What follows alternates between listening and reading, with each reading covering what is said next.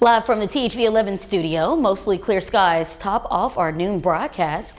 Meteorologist Simone Thomas is tracking the forecast on this Tuesday and the week ahead. Simone, what are you seeing? Good afternoon, Jurnee. We are tracking that sunshine today. Still a bit chilly out there, middle 50s right now. We've got this area of high pressure just to our north that is helping promote the clear skies, but also bringing in those northerly winds that has things a little bit cooler than what's considered the norm as we approach middle April. Again, not a cloud in sight across the state, so a great afternoon to maybe have lunch outside. Here's where we're looking to reach this afternoon, middle and upper 60s across central Arkansas. But the farther south and west you are in the state, some places could reach some of those lower 70s with that sunshine. Now, we do still have a few flood advisories and flood warnings in effect across the state right now, mainly across northeastern Arkansas, but some of southern Arkansas as well as central Arkansas still tracking those flood alerts. And that's because even with the dry conditions right now, all of that runoff coming from those flooded neighborhoods and cities we saw over the weekend, that has to go somewhere, and that's going into our rivers and lakes and streams. So just make sure you're mindful of that, especially if you live near some of these rivers in the state. But we'll talk more about the rest of the week in your 7-day outlook, so make sure you stick around.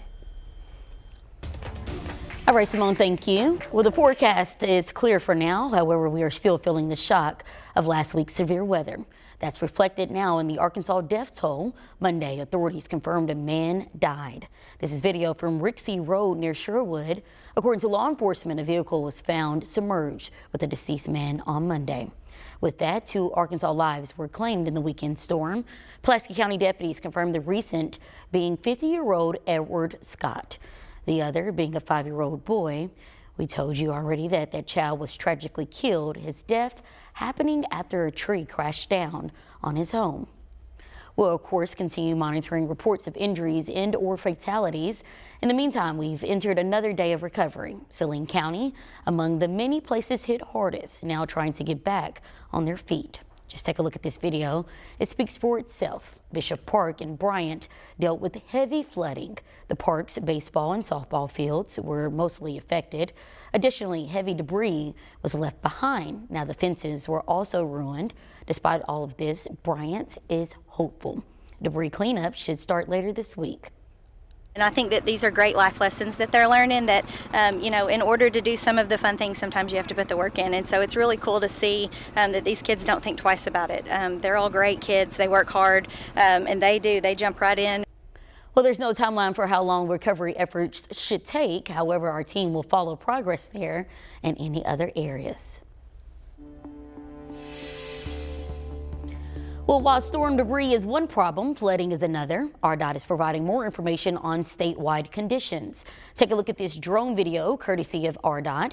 We've also learned 50 highways are closed at this time, mostly because they're submerged underwater. Crews, however, are making progress. They're stationed around the state working to get those repairs done. ARDOT says it should take a few days, though, to restore the grid. With this weather being nice this week, I would think that most of the highways impacted that were damaged should be taken care of by the end of the week, if not early next week. As far as the water, receding entirely, some of those areas of northeast and east Arkansas, they get flooding all the time. So that water could be there for another 10, 12 days at least. Federal assistance is on the way. That's made possible through the governor's disaster declaration. And we understand the frustration over the mass power outages.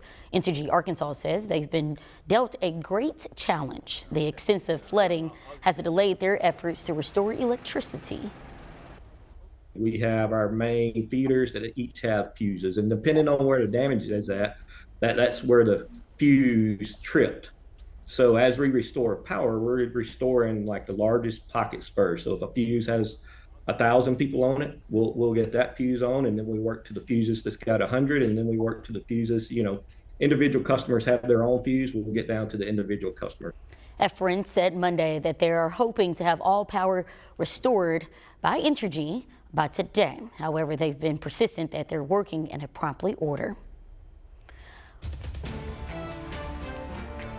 Well, we just got these new details this morning. The state will continue its summer EBT program.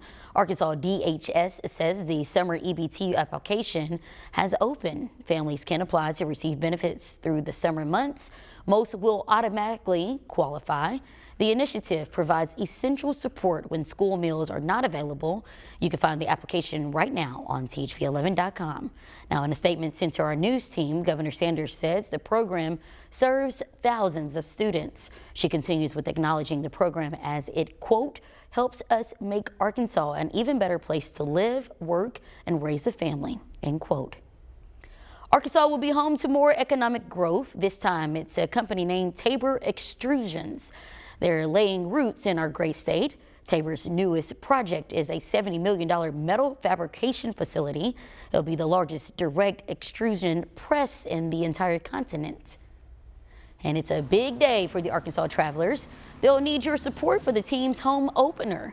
A reminder, the team is fresh off a Texas League championship, and no doubt they're the ones to watch.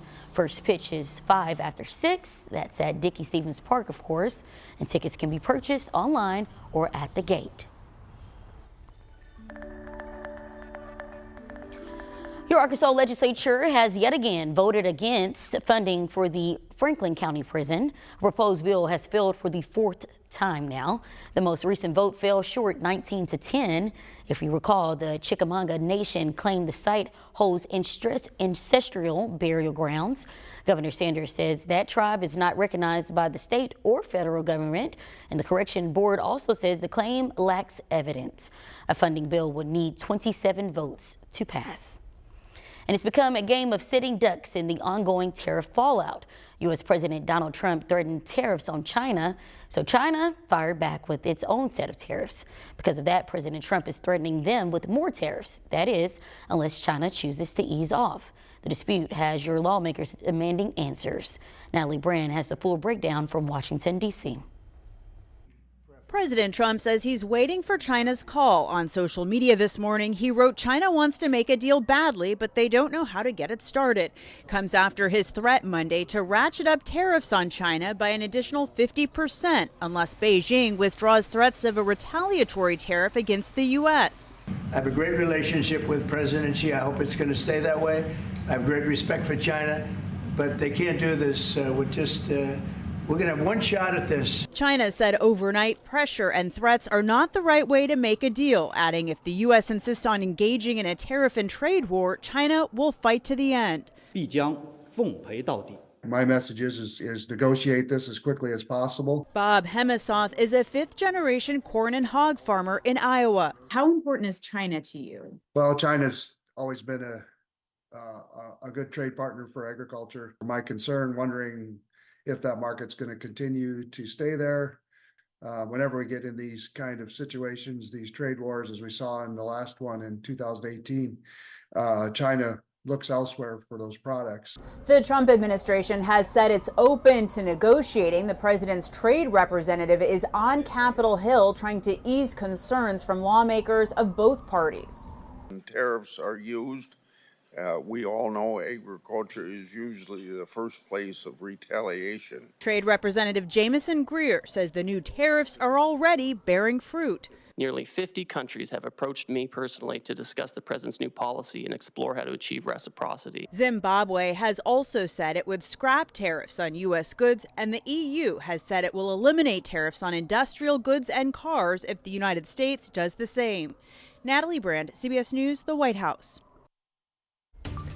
If you haven't filed your taxes, you're at risk of being scammed. That's only if you aren't careful. It's peak season for the people watching your every move, waiting to strike.